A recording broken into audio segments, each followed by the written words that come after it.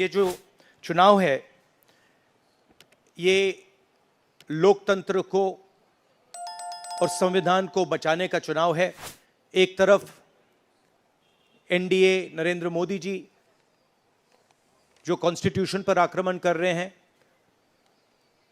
लोकतंत्र पर आक्रमण कर रहे हैं, इंस्टीट्यूशंस को कैप्चर कर रहे हैं, और दूसरी तरफ इंडिया अलायंस जो कॉन्स्टिट्यूशन की रक्षा करता है, लोकतंत्र की रक्षा करता है। तो ये चुनाव इन दोनों फोर्सेस के बीच में है। मेरा सवाल राहुल जी आपसे है। राहुल जी, सवाल आपसे ये है कि 2014 में जैसे ही मोदी सरकार आई थी, आपने एक बयान दिया था और आपने ये कहा था कि देखते जाइए धीरे धीरे कॉन्स्टिट्यूशनल इंस्टीट्यूशंस जितने भी हैं देश पे, उस पे आरएसएस और बीजेपी का कब्जा हो जाएगा। अब आप ये कह रहे हैं कि हो चुका है और आप कह रहे हैं कि हम कानून भी लाएंगे। क्या आपको ऐसा नहीं लगता राहुल जी कि ये जब आप करेंगे तब बीजेपी आपके ऊपर ये आरोप लगाएगी कि चूंकि केसेस जो है या पूछताछ विपक्ष के नेताओं से ज्यादा हुई, इसलिए ये प्रतिक्रिया में लाया गया रिएक्शनरी लॉज अमेंडमेंट होंगे? ये सबसे पहले ये समझना होगा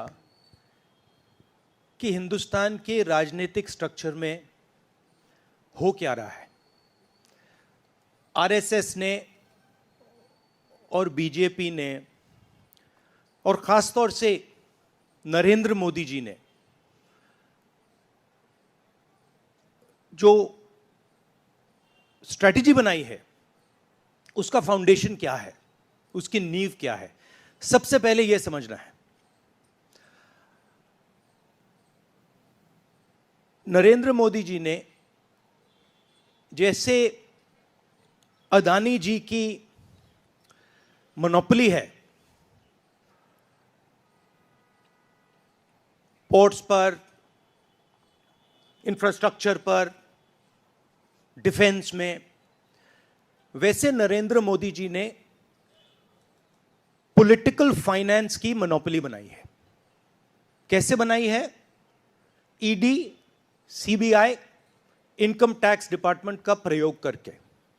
अगर आप बॉन्ड स्कीम्स को देखें तो उसमें साफ दिख जाता है कि नरेंद्र मोदी जी ने, बीजेपी ने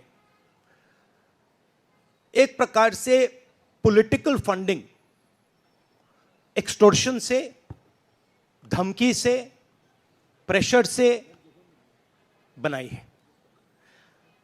खारगे जी ने कहा जो भी भ्रष्ट हैं वो सब बीजेपी में जा रहे हैं। उसका कारण है क्योंकि नरेंद्र मोदी जी चाहते हैं कि पॉलिटिकल फाइनेंस की मोनोपोली उनके हाथों में हो। अब हमारे बैंक अकाउंट बंद कर दिए, हमारे पास ओरिजिनल रास्ता जो था वही हमारा रास्ता है। हम जनता के साथ जाकर मिलकर उनके लिए लड़ते हैं। ये जो मैनिफेस्टो बना है,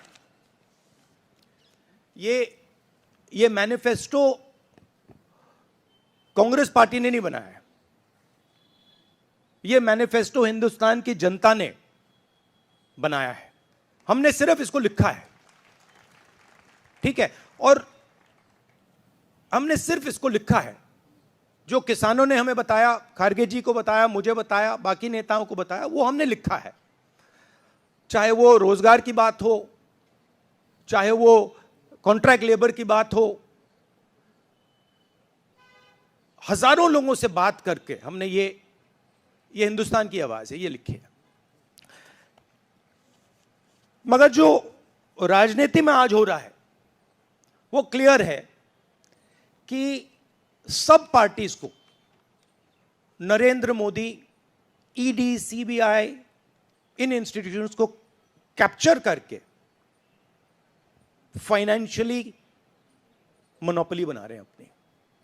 और चुनाव के बाद रियलिटी है कि ये जो फाइनेंशियल मोनोपोली बड़ी इंटरेस्टिंग चीज है, क्योंकि सारा इंफॉर्मेशन, सारा का सारा इंफॉर्मेशन, किससे एक्सटॉर्शन किया है, किसको कॉन्ट्रैक्ट दिया है, कॉन्ट्रैक्ट देने के बाद उसने कितना पैसा दिया है, वो पूरी ब्लूप्रिंट, पूरी की पूरी ब्लूप्रिंट इलेक्टोरल बॉन्ड्स में लिखी हुई है।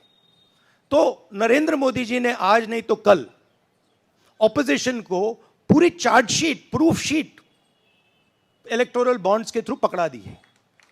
तो इसीलिए थोड़ा टेरर हो रहा है उनको, इसीलिए नंबर निकला है 400 पार। इसलिए ये महाराष्ट्र में हमारे नेता ले जा रहे हैं, हरियाणा में सब जगह हमारे नेता ले जा रहे हैं, क्योंकि इनको लग रहा है कि भैया अगर 400 पार नहीं 180 हो गई, 160 हो गई, 140 हो गई तो नैया पार हो जाएगी। Thank you. पिछले लोकसभा चुनाव में राहुल जी आपने मुझे याद है कहा था, you were convinced that time कि मोदी जी जा रहे हैं, मोदी जी का वक्त ख़त्म हो गया है। ऐसा हुआ नहीं, होता है राजनीति में। इस दफ़ा नरेंद्र मोदी को आप कितनी बड़ी राजनीतिक चुनौती मानते हैं सर 2024 के चुनाव में? देखिए 2019 में ये शुरू हुआ, आज ये एक तरह पीक पे पहुंच गया है। हिंदुस्तान के सारे इंस्टीट्यूशंस उनके हाथ में हैं, पॉलिटिकल फाइनेंस की मोनोपोली उनके हाथ में है, CBI, ED, income tax, EC, ये सारे के सारे बीजेपी के हाथ में है, बीजेपी के कंट्रोल में है। तो जैसे मैंने अपने भाषण में कहा, cricket match is a rigged match. Cricket match is not a fair match. उसमें चाहे सोशल मीडिया की बात करें, आप हमारे नेताओं के, ऑपोजिशन नेताओं के सोशल मीडिया देख लीजिए, मेरा यूट्यूब देख लीजिए, मेरा फेस टाइम देख लीजिए, फेसबुक देख लीजिए, इंस्टाग्राम देख लीजिए, तो ये सारा का सारा स्ट्रक्चर कंट्रोल्ड है, रिग्ड है। इसलिए बहुत जरूरी है कि जनता इस बात को समझे कि ये नॉर्मल चुनाव नहीं है, ये लोकतंत्र को बचाने का, संविधान को बचाने का चुनाव है, और इसको लड़ना और जीतना बहुत जरूरी है। ये चुनाव 2-3%, 5% और बाकी हिंदुस्तान के बीच में चुनाव है, और जो बाकी हिंदुस्तान चाहता है वो इस मैनिफेस्टो में है, और जो 2% चाहता है, जो अदानी जी चाहते हैं, वो आप उनका मैनिफेस्टो देख लीजिए, आपको पता लग जाएगा, उसमें उनकी रिक्वेस्ट लिस्ट पूरी की पूरी आपको मिल जाएगी। Thank you. राहुल जी, 2009 में आपको भी याद होगा, उस वक्त मैनिफेस्टो में 2 तस्वीरें थी, मनमोहन सिंह जी की और सोनिया गांधी जी की। पूछा गया था पीएम कैंडिडेट कौन होगा, सोनिया जी ने अपनी तस्वीर छुपा ली थी। आज 2 तस्वीरें हैं, राहुल गांधी जी की और खड़गे जी की। कोई तस्वीर छुपाएंगे, कोई दिखाएंगे? नहीं, ये आप बड़े डिस्ट्रैक्शन वाले क्वेश्चन पूछते हो। देखिए, इंडिया गठबंधन में डिसीजन लिया गया है कि हम मिलकर एक साथ आइडियोलॉजिकल चुनाव लड़ रहे हैं। चुनाव जीतने के बाद लीडर कौन होगा, प्राइम मिनिस्टर कौन होगा, वो पूरा का पूरा जो कोलिशन है वो मिलकर डिसाइड करेगा। Vanakkam. South India's mic is not on, brother. But you have a very strong voice. You can speak without the mic. Sir, Vanakkam. Vanakkam. Venkatraman from Dinamalar from Tamil Nadu. Advance congratulations to the Congress party, because due to this serious campaign by the DMK party and Congress leaders, you are going to get 10 out of 10 seats from Tamil Nadu in the forthcoming parliament election. Do you think the same trend will you expect from the across the country? Well, you know, I'm not a soothsayer.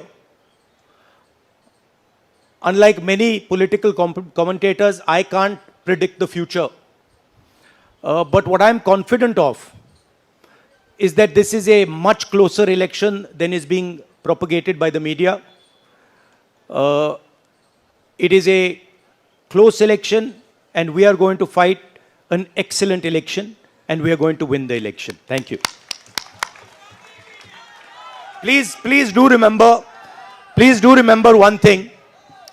Please do remember that there was a similar feeling being generated by the press when Mr. Vajpayee was Prime Minister.